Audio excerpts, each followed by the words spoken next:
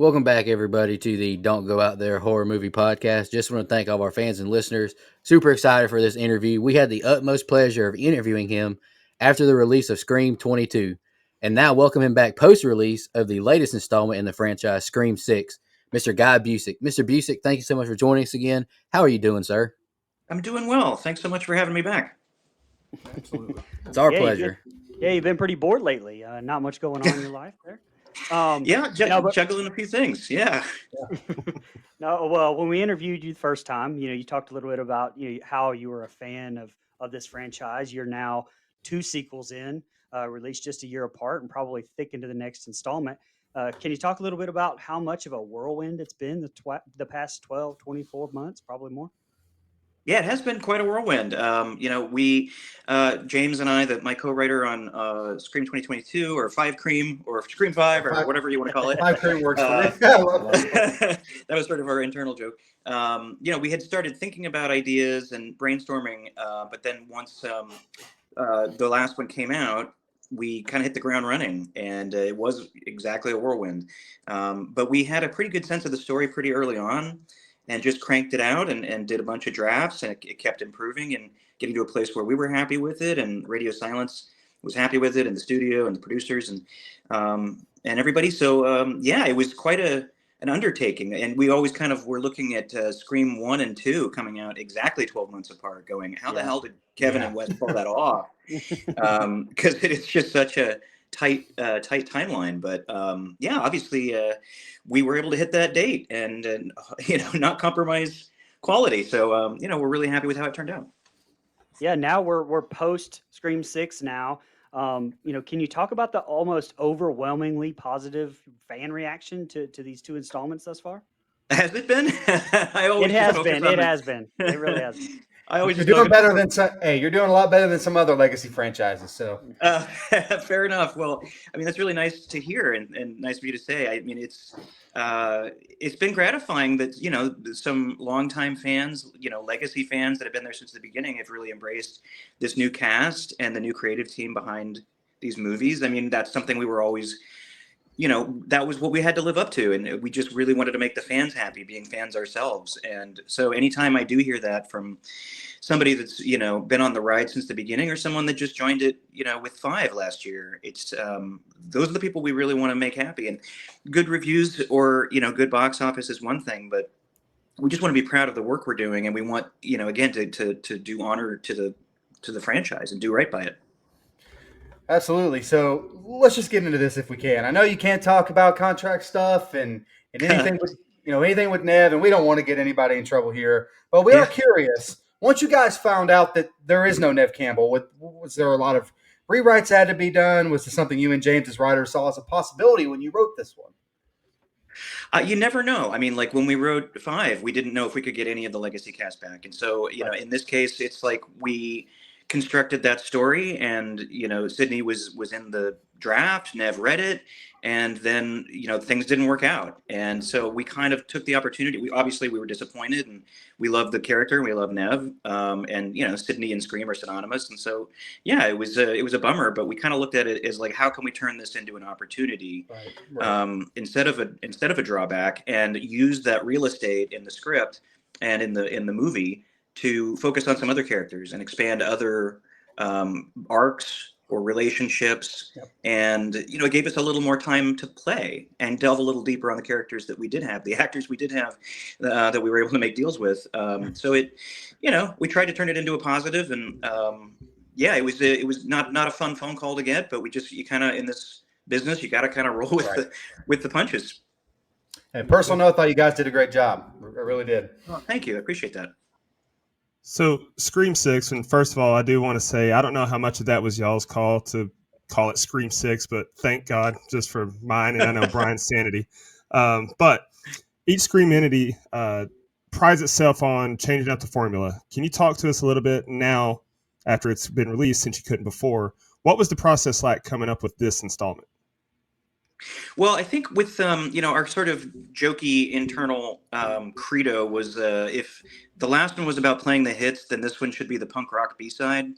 And the last one was such an homage to the first movie, and that was intentional. Obviously, we really wanted to reset the table and remind people what this franchise is, why it's special, why it's different, what it's about, and bring back all those important elements. And really, again, that first movie was sort of life changing for all of us, and we wanted to kind of just remind people of how this all started. And so, but once we did that, we felt like, okay, we've kind of done the homage. Now let's make this our own and do something really different. And I think a little risky, a little dangerous.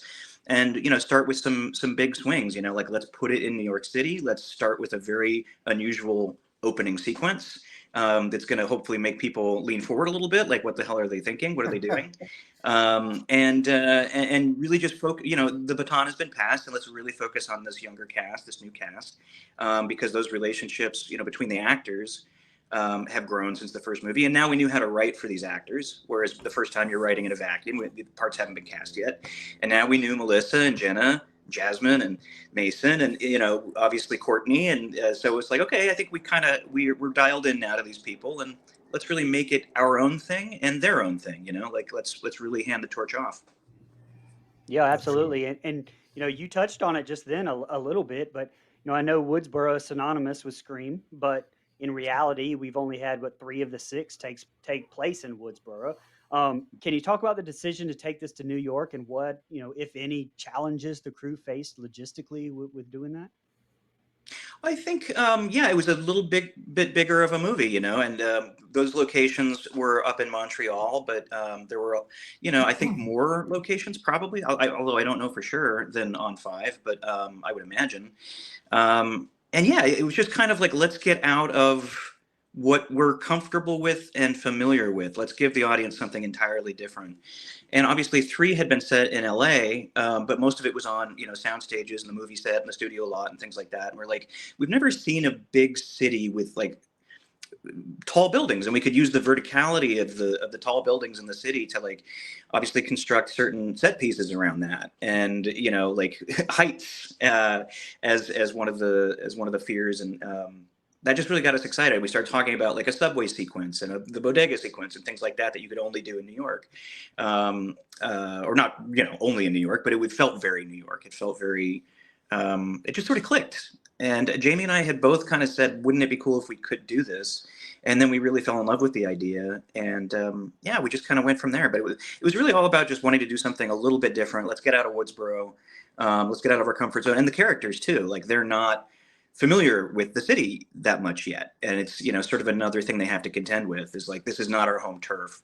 And we don't really know who we can trust. And you think you would be safe or feel safer around so many people, but that's obviously not going to be the case in this movie. Yeah, that's awesome. Absolutely. I think it helped the movie a lot. I really do, moving it to New York. Obviously, the opening scene in these movies, they're just so important. And the opening scene in 1 is so iconic. And I really like the way you guys handled 5 as well, and this one too. You guys decided brilliantly to bring in Samara Weaving or something, that character. And I think you killed it, no pun intended. So can you talk a little bit about that opening and Samara Weaving making her debut into the franchise? I love this story. Jamie and I had gone away to our respective corners, and kind of like what we did with 5.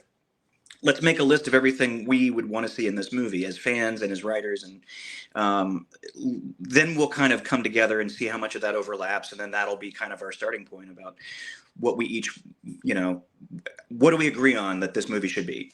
And so we had our first Zoom meeting, our first story meeting, and we had our notepads, and I had this idea about the switcheroo, and I was sort of pitching it to Jamie, and I was like, okay, what about, I mean, like, it's already going to feel a little different because we knew it was New York already. So we're like, we're in a city, and we're going to be in a crowded place.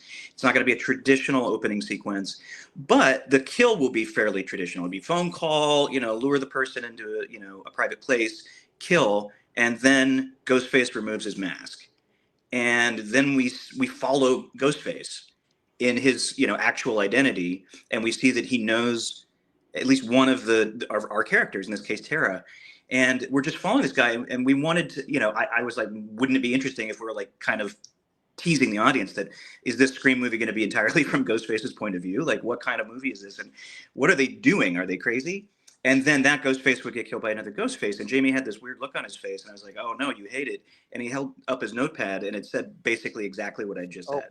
Somehow we had just like clicked into the same Scream brain. And it was just uncanny. Wow. It freaked us out a little bit. That's awesome. But I think from the go, like, we really wanted Samara for that. It was like, we want her in everything we write. She's just so damn talented and so likable and so charming and so funny. And Ready or Not was just a dream experience with her. And she just really, held that movie and just held that screen. And we're just like, wow, she's just a star. And so that part was always intended for her. And we're just glad it worked out that she was available and wanted to do it.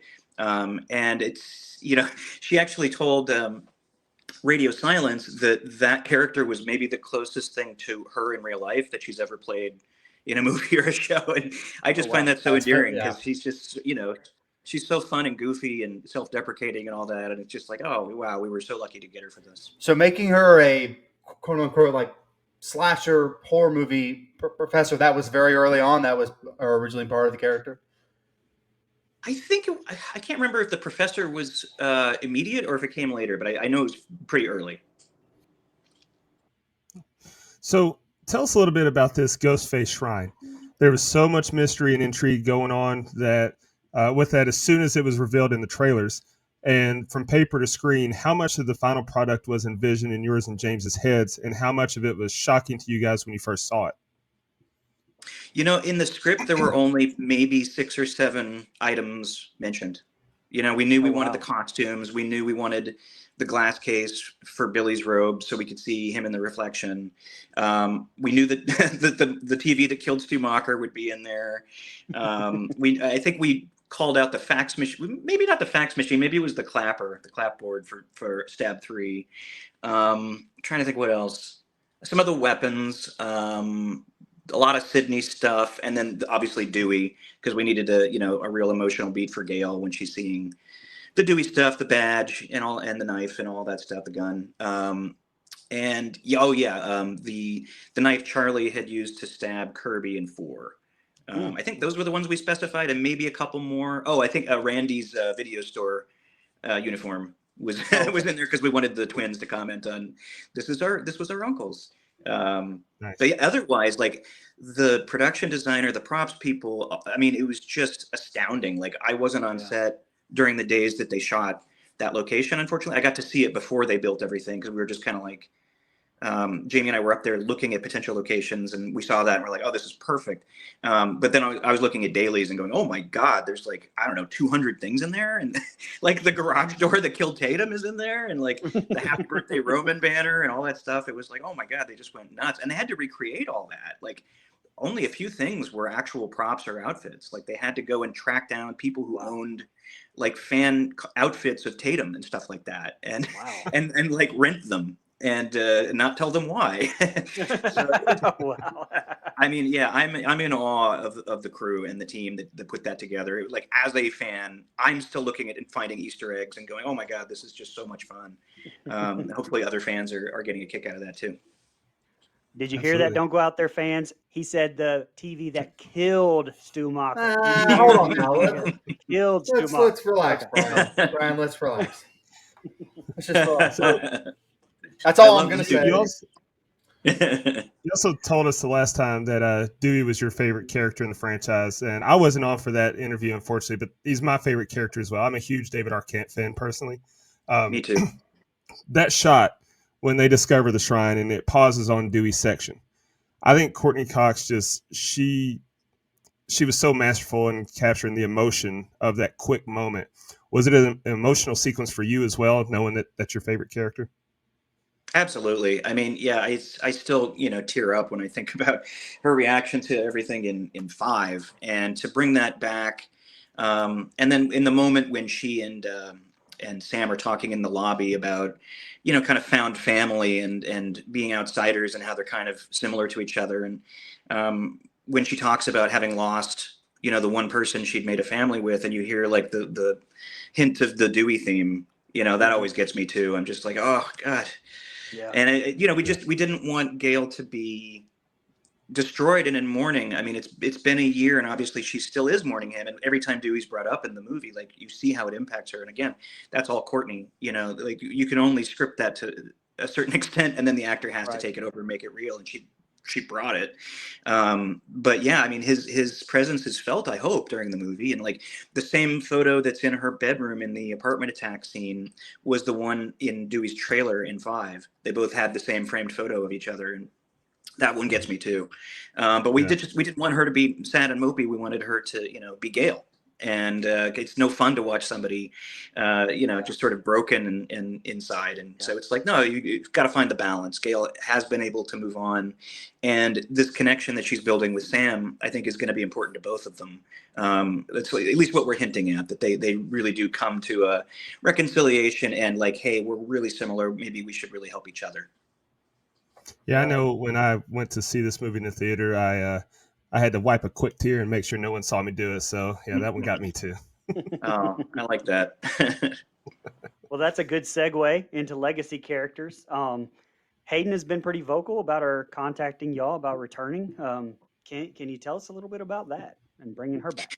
I believe that was in when 5 was announced, that she came to us. And to be honest, like, Jamie and I, one of the first things we did when we got this project was we sat down together and watched the 4 movies in person. And we made our wish list of like, who would we want to bring back? And I'm not going to tell you the ones that we wanted to and haven't, because you never know what's going to happen in the future. Never know. She was on the list. she was on the list for 5, and we were just like, there's no room. We were already juggling 3 sets of characters. It was the legacy cast, the new cast, and then the high school part of the new cast, and then Sam and Richie. And we're following 3 sets of characters, and sometimes they're together and sometimes they're not. And so it was like, what would make, and we didn't think she would still be in Woodsboro. It just kind of didn't make sense to us, just knowing that character, because she's just so defined and specific in 4. And we're like, we just don't see her as still being in Woodsboro. So then it was, okay, what would make sense in 6? And we were really beating our heads against the wall for a while, because we really love the character and we love Hayden and we're just fans. And so we're like, we got to try to figure this out. And we're like, oh, is she a bartender? Is she, what's she doing in New York? And it's like, no, nothing feels right. And so, but we weren't going to throw in the towel on it. It was Jamie. I got to give him credit. He's like, I think I got it. I think she's in the FBI. And I was like, that's it.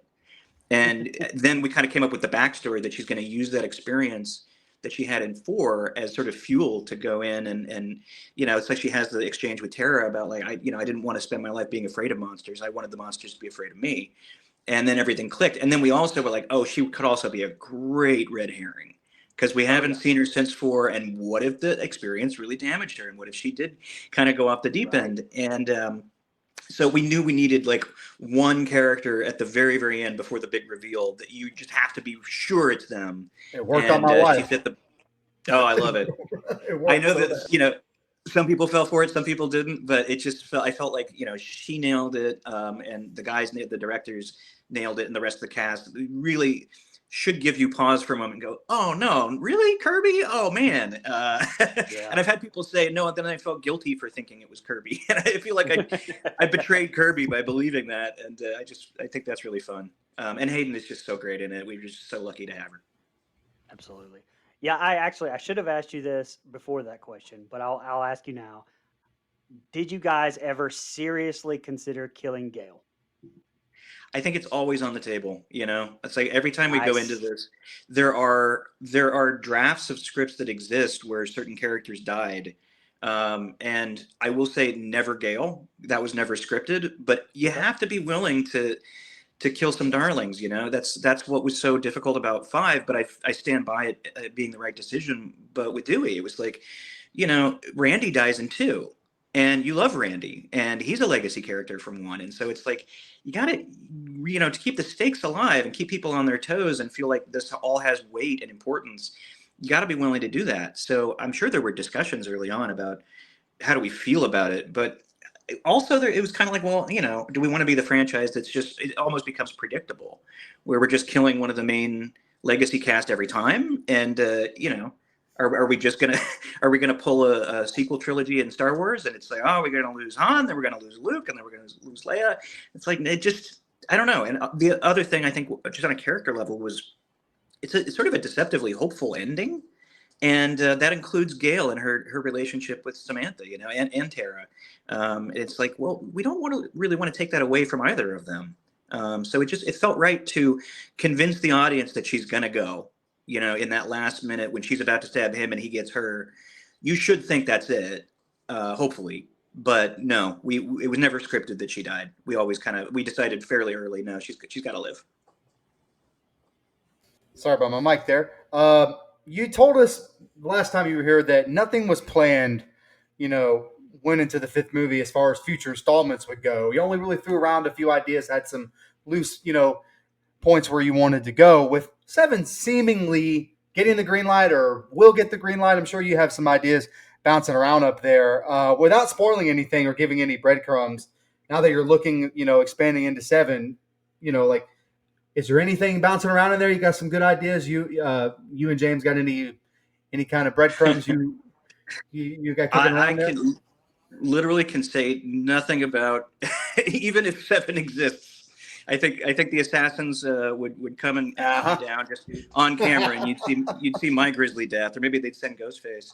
Of course, you think about, since this movie's done well, you think about ideas, and right. I'm not going to lie and say no. I have nothing, but as far as I know, nothing's been officially out there, and so until then, I got no comment. I like it. So that pretty much answers this question, but I'm gonna kind of reword it then a little bit, because you can't tell us, if there's an official 7 coming or how many more we're getting. But what about you and James? Like, how do you see your contribution to the franchise ending? Do you see it like ending as a trilogy, ending as it is now, or would you like to just keep writing Scream movies for as long as they ask? Well, I'm a huge fan. I think at some point, I got to really be careful here about what I say. I don't want to get in trouble, but I think the franchise benefits from new blood. I'll say that. I think that it's always really exciting to me when I read something about a franchise that I love, and there's a new creative force that's coming in that is going to bring a different flavor. So I feel like, as a fan, I'd love to see the franchise continue forever. I'd love to see 20 of these things, over the next decades. But yeah, that's really all I can say. But I hope things continue. If it's 20 that are as good as part 5 and part 6, sign me up. I'm down with that. Oh man, thank you. I appreciate that. Guy, you have answered this question that you can't give us any tidbits on if possible Scream 7. So I'm going to go off the script and just ask something different, if that's okay with you. Please. Jenna Ortega absolutely blew up last year from X, your movie, and of course Wednesday. Did her popularity kind of change how you wrote this movie or anything like that, maybe? We were, I mean, we knew her from 5. 5 had come out before we had hit script pages, I believe. But yeah, I mean, Wednesday was months and months away, and we couldn't have predicted what a global phenomenon that would be. What I can say is we were able to tailor the Tara character more towards Jenna's strengths because we had seen her perform as the character. And so we knew her as, an actor before she was cast in 5. We hadn't seen her play Tara yet. And so having seen that in 5, we knew from 5, just because she was so captivating and, really just blew everyone away, that Tara was going to have an expanded role in 6. We really wanted to expand the sisters as almost co-leads. So I would just say it was really just going off of 5, but we didn't, X hadn't come out when we started writing. We hadn't seen that. So we just couldn't, it sounds silly to say we couldn't have predicted how big she was going to be, because of course we could, because we'd seen her in 5 and we're like, she's a star. She's going to blow up. And of course she did. And, hey, the timing worked out for us. I imagine we got some Wednesday fans in the seats, which only helped everybody. Oh, absolutely. I think Jenna Ortega is fantastic. Totally agree. She's amazing. Go ahead, Brian. Oh, okay. No, Mike was going. Go ahead. Sorry, really quick. Obviously, Scream is known for being meta. That term that comes along and commenting on what's going on in horror. As you're writing 5 and 6, Do you find it more difficult to comment on what's going on in the horror landscape, or is it easier? Or what is your process with kind of balancing that? Is this meta enough for this franchise, or do we even care about that anymore? Yeah, we definitely care about it. I mean, it's part of the DNA of the whole franchise, and it's like Mindy says in Five. It's a meta slasher whodunit, right? That's kind of the big three of every Scream movie, and it's a murder mystery, but it's in a conversation with its audience about pop culture, and specifically horror movies. In many of the movies, the Scream movies. So we kind of, I guess, where we start is the sort of why does this movie earn its place in the franchise, and I think part of Five was two things. It was commenting on requels because that was such a big trend at the time. The legacy sequel idea, and the other thing was the toxic fandom. And we just felt like we had something to say about that because of the last few years online, on Twitter, on Reddit, whatever. Just getting things just getting really, really ugly. And we were just like that. We hate that. We are fans, and we understand that fans are passionate. And Scream fans are like the best fans. We've had nothing but almost 100% great experience with interacting with Scream fans. But we're like, we really want to comment on this, and Scream feels like the best place to do it because it's a movie that talks about movies and talks about movie fans and talks about movie culture. And then there was also the whole conversation about quote unquote elevated horror. We're like, we got to comment on that because it's so hilarious. Right. These creators, the Ari Asters and the Robert Eggers, they're not the ones slinging that term around. Somehow Right. it just, Right, in the press or in the fandom or whatever, Right. or the studio execs, it's like we want it to be elevated horror, as if not all horror could be smart and good. So we're like, we gotta talk about that a little bit. And then with Six, it was really the sort of like the conspiracy theory stuff. It's like how building the piece of the puzzle that was Sam being falsely accused of the events of Five. So that was kind of interesting too, where it's like you can kind of, people are ready to believe the worst about anybody. It just takes the slightest bit of evidence, and facts don't count anymore. Facts don't matter. It's just, I want to believe that this person is this way, and I'm going to believe it. And we wanted to get away from the stab stuff. But yeah, it's like the shrine itself was just such a meta element we could use to comment on, the Stu Macher, if you believe he's dead, as Mindy says, and some of the fun stuff out there in fandom.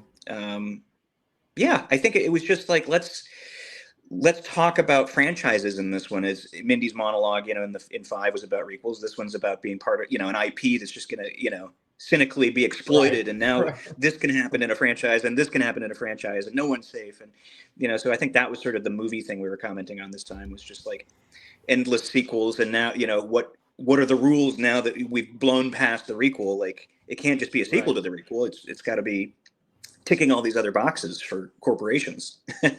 Absolutely. Hey, Guy, what's your favorite elevated horror movie?